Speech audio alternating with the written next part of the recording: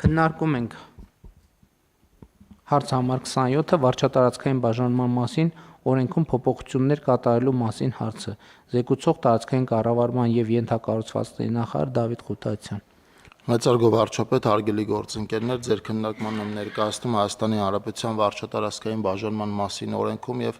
տեղական ինքնակառավարման մասին օրենքում փոփոխություններ և լրացումներ կատարելու մասին օրենքների նախագծերը։ Սա ըստ էության համայնքների միավորմանն է վերաբերվում և միավորման 8-րդ փուլն ենք իրականացնում։ Կոնկրետես նախագծով առաջարկում ենք միավորել 9 համայնք, գոյություն ունեցող 9 համայնք 80 բնակավայրով և ձևավորել 3 խոշորացված համայնքներ 3 մարզերում՝ Ստեփանավան համայնքը Լոռու մարզում, ներառելով ներկայիս Ստեփանավան, Գյուլագարակ և Լոռիբերդ համայնքները, ընդհանուր 20 բնակավայր, Գորիս համայնքը Սյունիքի մարզում, ներառել ներկայիս Գորիս, Տաթև և Տեղ համայնքները, ընդհանուր առմամբ 28 բնակավայր, և Եղեգնաձոր համայնքը Վայոց ձորի մարզում, ներառնելով Եղեգնաձոր, Արենի և Եղեգիս համայնքները, ընդհանուր 32 բնակավայր։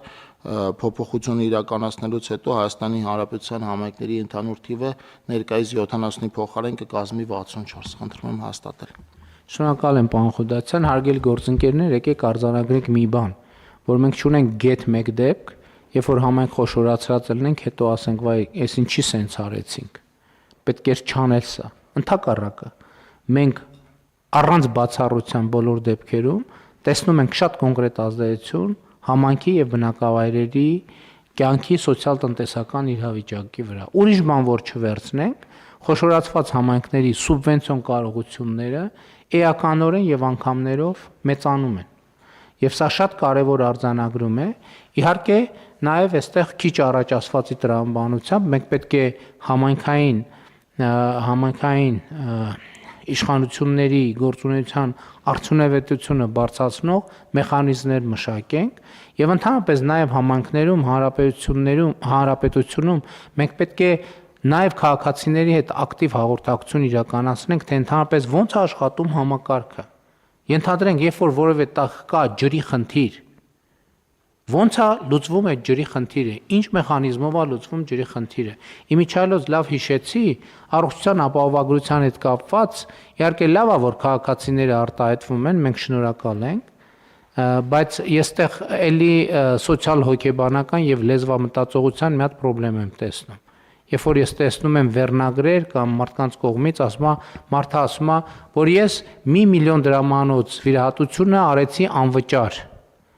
Այսինքն ինքը ճիշտ է արտահայտում, բայց մենք պետք է արձանագրենք, որ անվճար վիրահատություն չի լինում։ Ինչ որ մեկ այդ վիրահատության համար պետք է վճարի։ Այսինքն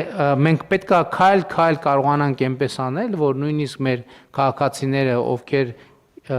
իրանց պարզապես գոհունակությունն են հայտնում, ոչ թե ասեն, որ իրենք դարել են անվճար, այլ ասեն այդ վիրահատության համար վճարել է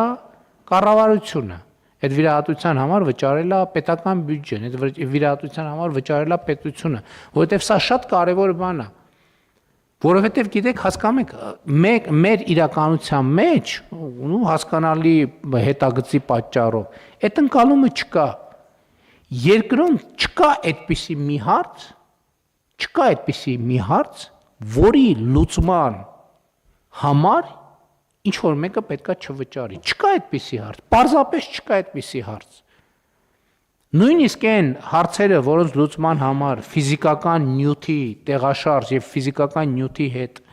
հաղորդակցություն չի նախատեսվում,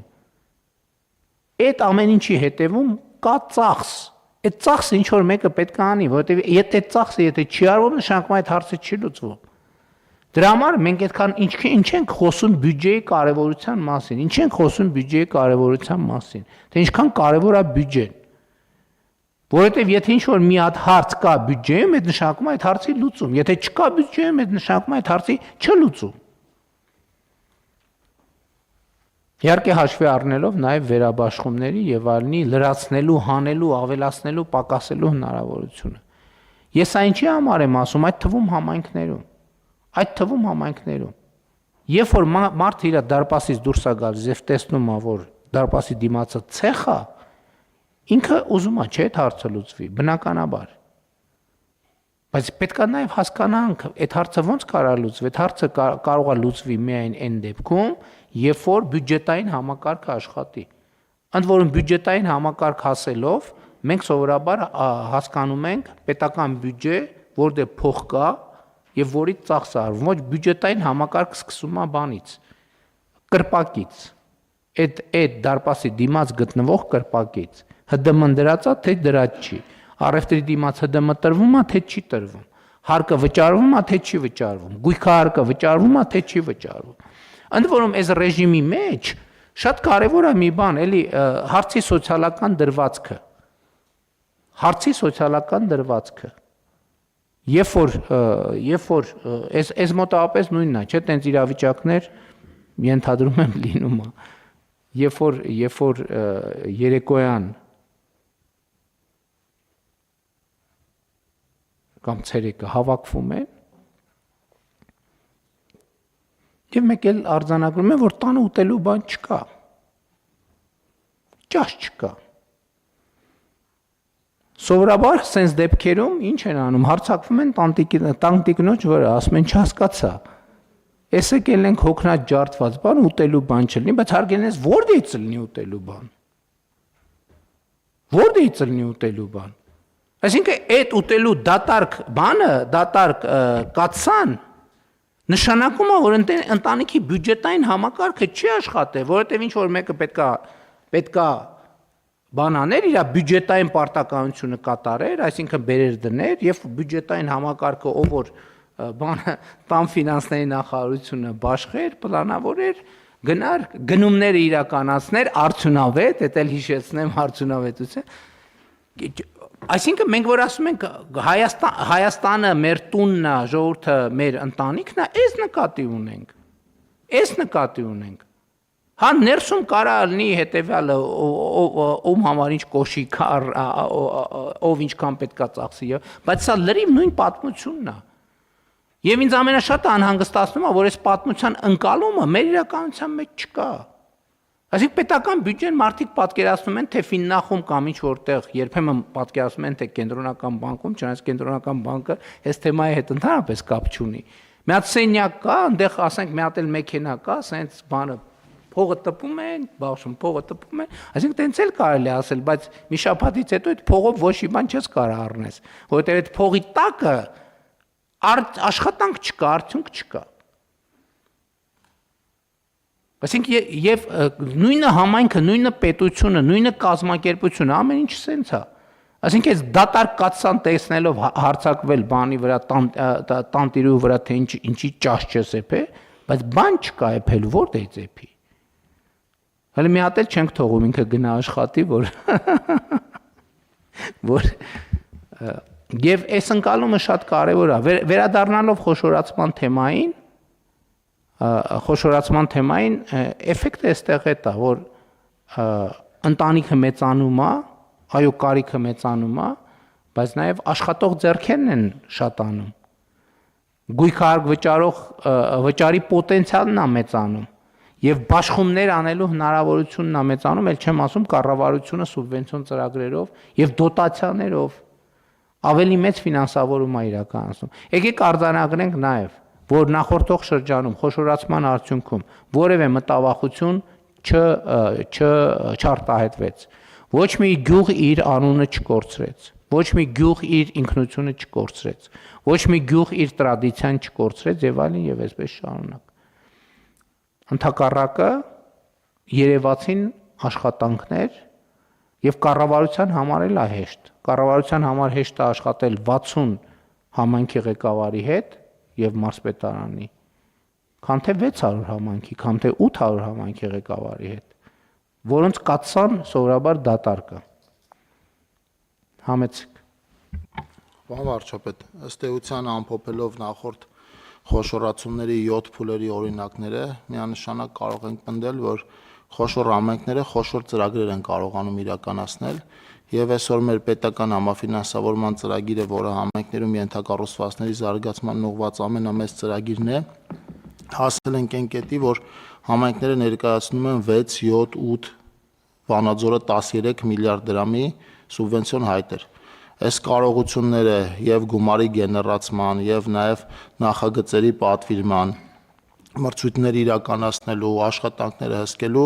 համայնքում այս պոտենցիալը գեներացվել է, այդ թվում մարդկային պոտենցիալը եւ առաջին հերթին մարդկային պոտենցիալը բացառապես խոշորացման արդյունքում, որովհետեւ հնարավոր չի մի գյուղական բնակավայրում ունենալ